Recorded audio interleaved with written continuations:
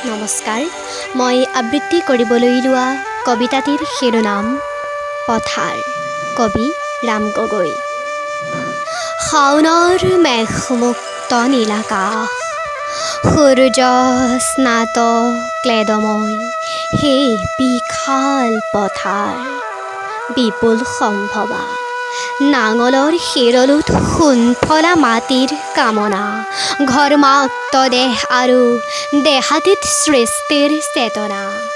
কপালৰ ঘাম লাগি সেউজীয়া পথাৰ আমাৰ, তুমি প্ৰাণময় মোহময় জীৱন মালিকা।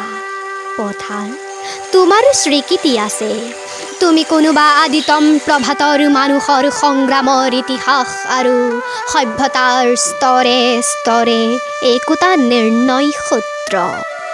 মৃতম্লান কৃষকৰ সাধনা কঠোৰ, নিৰন্ন বিমৰ্ষ আৰু ক্লান্ত শ্ৰান্ত সন্ধিয়াত দুশ্চিন্তা দুঃসহ হৈ পৰে মহাজনী অৰ্থনীতি।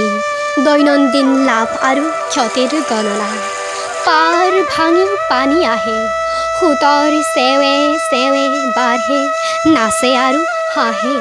ক্ৰূৰ স্পৰ্শ ফেনিল উত্তাল তৰংগৰাজি, বুকুৰ সেউজীয়া সপোনটোকো কাঢ়ি লৈ যায়। বাধা নাই, অবাধে আহিল আৰু গ'ল।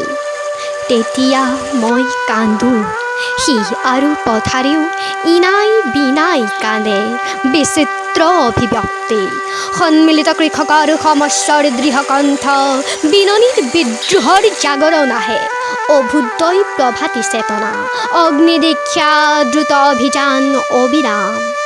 অধিকাৰ সংগ্ৰামৰ পথাৰত শ্ৰমজীৱী মানুহৰ তেজে ৰঙা ইতিহাস লিখা হয়।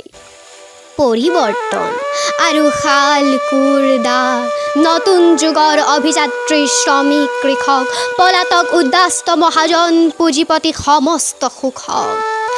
বানপানী পাৰ ভাঙি আৰু আহিব নোৱাৰে, সেউজীয়া প্ৰাণৰ পথাৰ সোণালী ৰূপালী হয়। বাকৰিত সোণগুটি লাগে নতুন আৰু নতুন। হে পথাৰ, হে সৃষ্টি সম্ভৱা বিশাল পথাৰ, তোমাক নমস্কাৰ।